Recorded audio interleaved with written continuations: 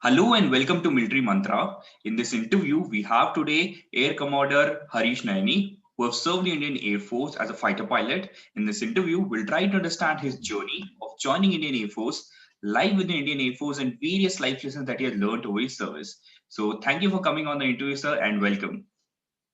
Thank you very much for inviting me. I look forward to a wonderful interview.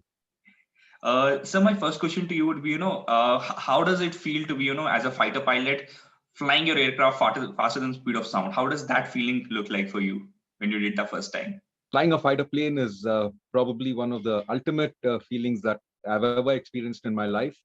And if I could do the same thing over again, I would do it 100 times over and over and over again. So, contrary to what many people think, flying supersonic is really no big deal. While sitting in the cockpit, you only know you're flying supersonic from the instruments.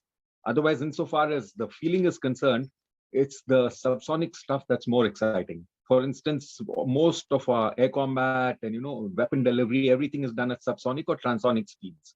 Supersonic speeds are only used when you're doing a high-speed dash to either intercept, an intruder or to get away from, say, enemy fire. Or in the course of normal training, there are certain profiles that we practice. And also, when you air test an aircraft, when the aircraft comes out after servicing or after manufacturing, it goes through the entire profile. That's when we go supersonic. Yes, it's a good feeling to see your Mach meter go past 1, and then, for instance, in a MiG-21 or a MiG-29, go past 2 as well. But in the cockpit, there's no specific perception as such, except for the instruments. Got it. So if you could also tell us, what was your motivation back then to join the Indian Air Force, and how did you prepare back then? Okay, my motivation goes back to the time when I was in class. I think I just finished class 4 and class 5 was when it all started. My father was posted at Bangalore in a oil company called Esso, which is now Hindustan Petroleum. And then we got transferred to Hyderabad. As luck would have it, we got a house on rent, slap bang on the approach for the Begumpet runway 27, just about 3 kilometers from the approach end itself. So I would see all these aircraft coming into land, take off, and I would be absolutely fascinated. Once in a while, I'd be treated to a military aircraft coming in as well, maybe a Canberra or a Packet or a Dakota. And I still remember vividly, it was 1970, 1970, in the month of October, 2 Ajits or Nats had come in, and I think that made my day. Since then, I've never looked back, and I've only been wanting to, be a fighter pilot. Preparation for becoming a pilot in my case was an obsession. Like I told you, ever since those days in Hyderabad when I would watch these aircraft flying, all my class books were filled with sketches of MiG-21s and Nats and Hunters and Mirages and all kinds of stuff. And I would read a great deal about aircraft, specifically fighter aircraft. In those days, we used to get a little book called the Observer's Book of Aircraft. I would literally by heart that book from the inside cover to the outside cover. It was a lovely little book which talked about various aircraft all over the world, civilian aircraft, military aircraft, etc. So insofar as that part is concerned, I had no problems whatsoever. Now, probably because of my obsession with aircraft and fighter aircraft in general, I didn't do too well academically. You know what I mean? In the classroom, I would be sketching aircraft, and while the teacher was teaching us something. Yes, I didn't fail or anything, but my academic performance was not spectacular. And just before I joined the NDA, I was lucky enough to have met then Squadron Leader Srinivasan, who was posted at the College of Air Warfare. So he gave me a lot of inputs on how to handle the SSB and all that. So that helped a lot. And I did take some tuitions for maths because I didn't want to fail this exam. I was so keen on getting into the NDA that I thought I'll try whatever means possible to make sure that I would get in. So luckily, it all happened for the better. And here I am as a retired Air Commodore after a wonderful, very, very satisfying career. True, sir. So if you could tell us, how was your experience in the SSB back then? Which FSB did you go for? And what tips you would like to give to the aspirants who are, going to go and attempt an AFSB or SSB? Yes. So I went to the number 2 Air Force Selection Board at Mysore. That was in 1979. A lovely little town. In fact, I lived in Mysore for 2 years. So for me, that was a very, very pleasant experience, going back to a city where you had, spent 2 years of your life. I did go to school there as well. The SSB itself was, I would say, a very, very interesting experience because you come across so many candidates from all over, all with common aspirations, with dreams of becoming officers in due course of time. So you get to meet a lot of them. They come from different backgrounds, and the way you're put up in a barrack is something that kind of fosters interaction with those guys. Insofar as the process itself is concerned, since I had met Squad Leader Srinivasan and he told me what to expect, it was pretty much on similar lines. And I was also lucky enough to have been staying very close to an army AOC center in Hyderabad, wherein I got to do the obstacle course. So even those were something that I had practiced for. So that part went off well. And what I found was group discussions and the group tasks that you're assigned are very, very interesting. And from what I understand, you're chosen to be a leader for a certain task in turn. So if you're say 16 candidates in a syndicate, each candidate gets a turn, a turn to become a leader and to harness everybody's abilities to perform a task. It could be as simple as crossing a little water body. They give you a tire or a log or something, and how you put all those things to use and use your imagination and your leadership qualities. Because everybody has an idea. You've got to take everybody's ideas and then form an opinion and thereafter decide what to do. So that was very interesting. And insofar as the interview is concerned, they shoot many surprise questions at you. So you have to be careful. And the one most important tip I'd like to give to any candidate is be yourself. Don't try and pretend that you're somebody else. And it's very easy for those people. They're very highly trained. Each interviewing officer or group testing officer goes through a course wherein they are taught psychology, they are taught how to assess a person. So the moment you try to pretend that you're somebody else and you're only here to, give them smart answers to the questions that they ask you, you can take it from me that they will fail you. So just be yourself, answer from your heart, not from what you prepared. And then I'm sure you'll get through. There's not a problem at all. Yeah. So you spoke about, the leadership qualities. Today, when we prepare for SSB, we hear a term called OLQ, that is officer-like qualities. What is your perception about OLQs?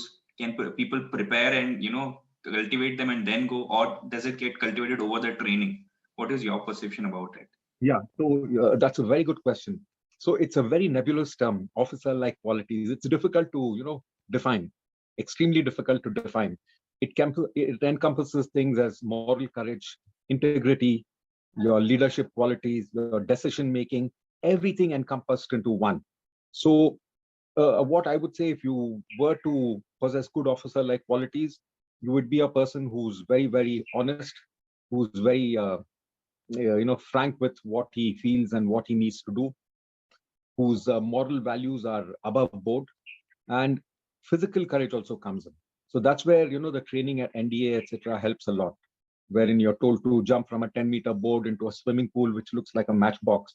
So these are the things that make up this all-embracing term called officer-like qualities. So you spoke about, National Defense Academy. So how was your life in the NDA, and any memorable incident that you would like to share with the audience? Oh, those 3 years, every single day was memorable. And once again, I told you, in the SSB, you get people from all walks of life. You raise it to the power of 10 when you go to the NDA, because you have people from literally the northern tip of the country right down till Kanyakumari, and similarly from the west to the east. So there are a whole lot of people who come there, and in the interaction that you have with them, the churning of society, I would call it, is amazing. It's really amazing. And you get to establish very, very close bonds with your course mates. Because what happens is, when a body of people are put under pressure, over here, when I say pressure, it's, it's a military academy after all. So there are certain tasks that you do cross-country runs, you get punished together. For instance, if, say, in a course, one person makes a mistake, the entire course is punished. So that kind of builds these bonds, lifetime bonds, I would say, lifetime bonds with, the course mates. And for me, going there from a purely civilian background was a bit of a eye-opener, because we have a lot of people who come in from Sainik schools. There are Sainik schools all over the country, and you have also the RAMC, the Rashtriya Indian Military College. So these guys are seasoned. They've been in uniform and they've been through the service way of life from the time they were kids in class 5. So it's great to see them adapting and you tend to learn a lot from them as to how to behave in certain situations. And so that way, and of course it's mutual. Even they learn a lot from you because they haven't been exposed to civilian life as well. So and as we go along, you find that even the weakest guy tends to meet the standard, and by the time you're passing out, everyone has more or less reached a certain minimum standard, which is what the academy aims to do. Sir, post NDA would have gone to Air Force Academy. So what was the Yes. difference, and also how was life in AFA, or any memorable incident that you have from the Air Force Academy? Yeah. So in my case, what happened was we followed the older system of training, where soon after the Air Force Academy, you would go to Bidar. So I was very lucky that my course was the last course to have flown the HT-2. You must have heard about an aircraft called the HT-2. That was really an amazing experience. And there is a marked change between what you are expected to do in NDA and what you do once you go to the Air Force as such. Because in NDA, it's more of an army way of life. And once you go to the, that time it was called the Elementary Flying School, you get exposed to what the Air Force, how the Air Force does things. So for instance, the emphasis on physical fitness was there, but not to such a large extent. Everything was focused on your flying as such, because that is what is required at that point in time. And we would spend hours together sitting on a chair with a hockey stick in one hand, pretending that's a stick, and close your eyes and fly, which is what helps a lot. Even today, when people fly, say, state-of-the-art aircraft, chair flying for a beginner is something that really helps, because it prepares you to expect what comes up in the air and to react in the manner that you should. And insofar as memorable experiences are concerned, there were plenty.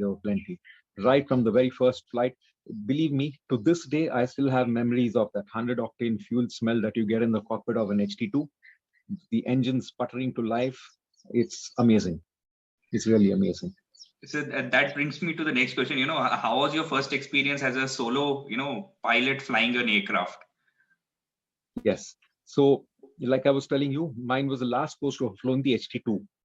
But what the Air Force decided at that point in time is, let these guys do the entire syllabus. And when they are cleared to fly solo, they will not go solo per se, but they will be an instructor sitting at the back just to make sure that nothing untoward happens. So those were called dolos. Instead of solo, they were called dolos. The instructor would sit quietly behind and do nothing, but still it didn't give you that feeling that you were flying the aircraft solo for the first time. In my case, that happened when we went to the Air Force Academy and flew the Kiran. So in the Kiran, as you know, the instructor sits on your side. So when the instructor is absent, the feeling is that much more enhanced. So you get into a cockpit, you strapped in, and you you see an empty seat next to you, and you're wondering, oh my God, I'm going to fly this aircraft solo for the first time. And when you fly solo for the first time, you're so geared up for it, you're so well prepared for it. Your instructor briefs you as to exactly what to do, what to expect, and how to handle certain situations.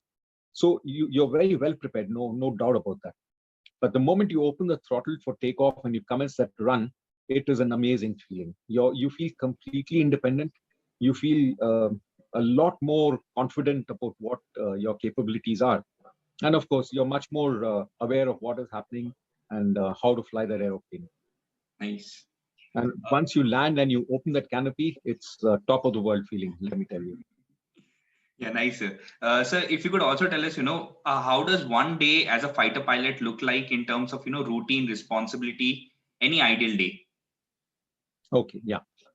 So what happens in a fighter squadron is, you have, details of flying. You have the first detail, second detail, third detail, so on and so forth.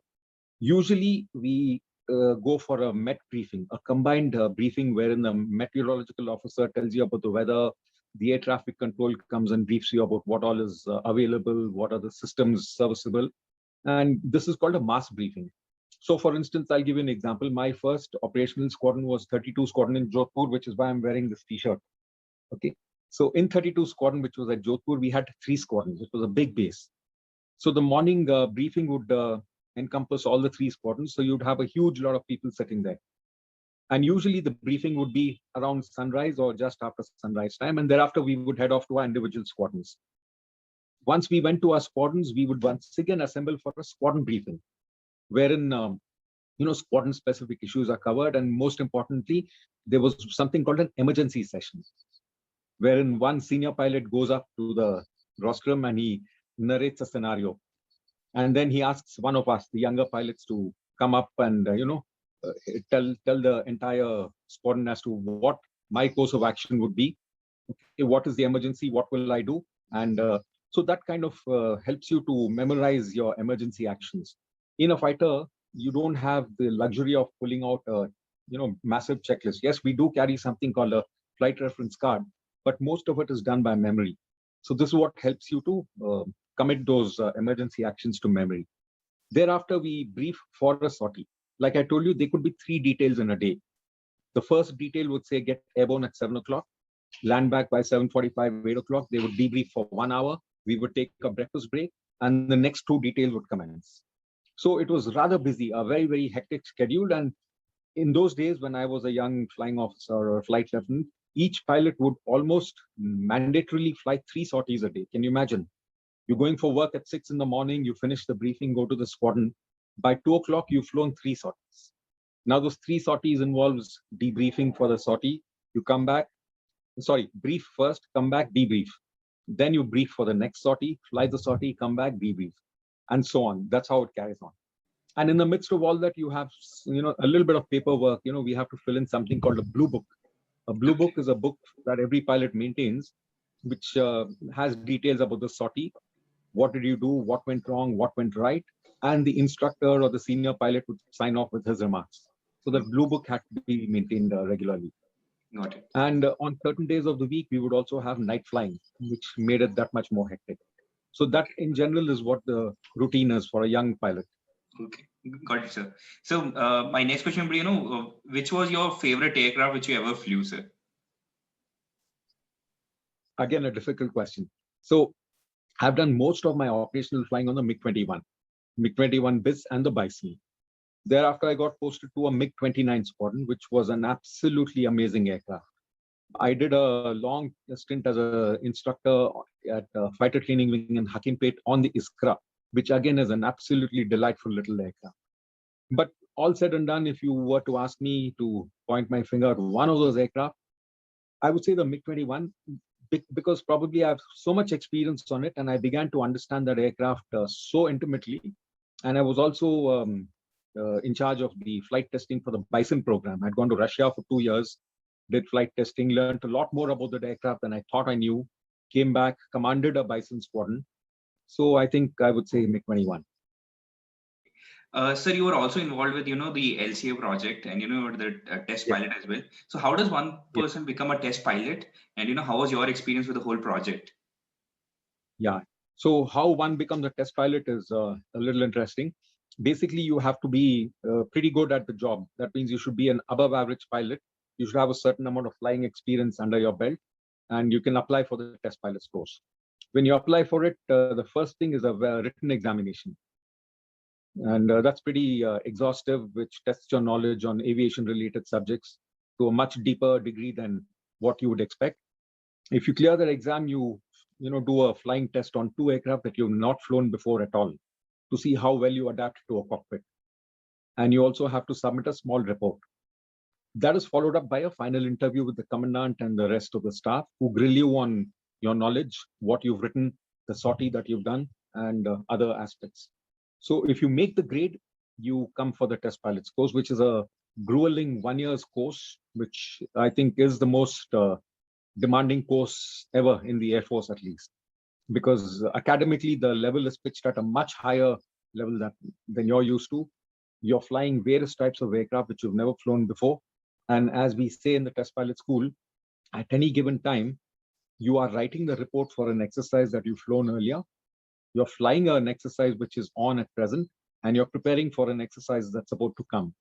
So it is 1 year of absolutely hectic work, burning the midnight oil, spending long hours on the computer or on your, calculating stuff, evaluating what happened in the flight, and crunching data. A whole lot of data now is available to you in the form of flight test recorders. That data needs to be downloaded and then processed and, to give you the final result. So that's how you become a test pilot. And after 1 year, you graduate and you're posted back to ASTE. ASTE is our flight testing establishment. So in my case, what happened was I did the course from 91 to 92. And soon after the course, I did a couple of projects and I went back to the school as a test flying instructor. And there, I spent a total of 4 years. Thereafter, I went out to my squadrons, etc., went to the Bison program and came back. After which I was seconded to the National Flight Test Center at Bangalore as a chief test pilot for the LCA program, where I spent an absolutely memorable 3.5 years. That was absolutely I think the crowning glory for any test pilot, to be able to participate in a prototype test program, and that too of such a, I'd say caliber, wherein you're flying a high-tech aircraft, fly-by-wire, with some of the most advanced systems available in the world. It was really, really an amazing experience. So you have served Indian Air Force for such a long time, and you have seen young officers. And my question to you would be: any 3 life lessons that you have learned from the Indian Air Force, which you still cherish? Any 3? Yeah, in the Indian Air Force or any other armed forces establishment, you come across some excellent people. That's where you learn your leadership qualities. When you work under someone who's a tremendous leader, you learn these qualities of leadership that you keep with you for life, and that's what takes you forward. And you asked me to mention 3. You said, yeah, you must have heard of Air Commodore S.S. Tyagi, who's got a world record for the number of sorties on the MiG-21. Yes. He was my first commanding officer in Jodhpur in 32 Squadron. Okay. So he was a man who I think embodied the very, words such as courage, integrity, and daring. He was a man who lived for flying and flying for India. In everything that he did, he always had the national interest always in mind. And of course, the task at hand, that is to fly that aircraft and make it perform in the best way possible to achieve the mission objective. That was something that I learned, keep that mission objective in mind all the time. And it's also a basic principle of war: selection and maintenance of aim. If you have an aim, select it properly and maintain it. Don't, change tracks halfway through, and you'll definitely reach that goal. That's one of the most important lessons that I learned. I think another aspect is your empathy. You see, in the Air Force, you come across a lot of people. Like in a squadron, you have as many as 300 odd men, under the officer rank, who are working under you. So it's extremely important that you learn. Like, for instance, when I commanded my squadron, once again, I borrowed a page from one of my ex-COs, and I made it a point to try and know every single man under my command by name. If you develop a personal equation with the men that you command, they will do absolutely anything for you. Until this day, I remember very fondly that my men were so dedicated to me, and they were extremely touched that I would address each one of them by name, and I knew some details about his family, which is another very, very important lesson. Because after all, although you are actually a fighter pilot and handling a machine, you are basically a man manager. You have so many men under you, and it's a team effort. The mission objective is not achieved by a single pilot. There are a whole lot of people who work backstage who make sure that the pilot is able to achieve his aim, and you have to take the team along. So that's one thing that I learned. Try and know everybody by first name and establish a personal equation with the men that you command. Extremely important. Sir, if you could also tell me, what does leadership mean to you, and how did armed forces help you develop those leadership skills? Okay, leadership basically is the ability to imbibe in a body of people the sense of values that you think are important to you. For instance, as a commanding officer of a squadron, you have certain perceptions about what your task is, and how you get the people under you to help to support you in the achievement of this task is something which is an important facet of leadership. How you motivate them, how you keep them focused on the task at hand, and how you lead by example. It is very, very important. In fact, the third lesson that I learned was you must lead by example. When you lead by example, there's very little else that you need to do as a leader. People will automatically follow suit. Okay. So leading by example is something that is extremely important, especially I think in a fighter squadron.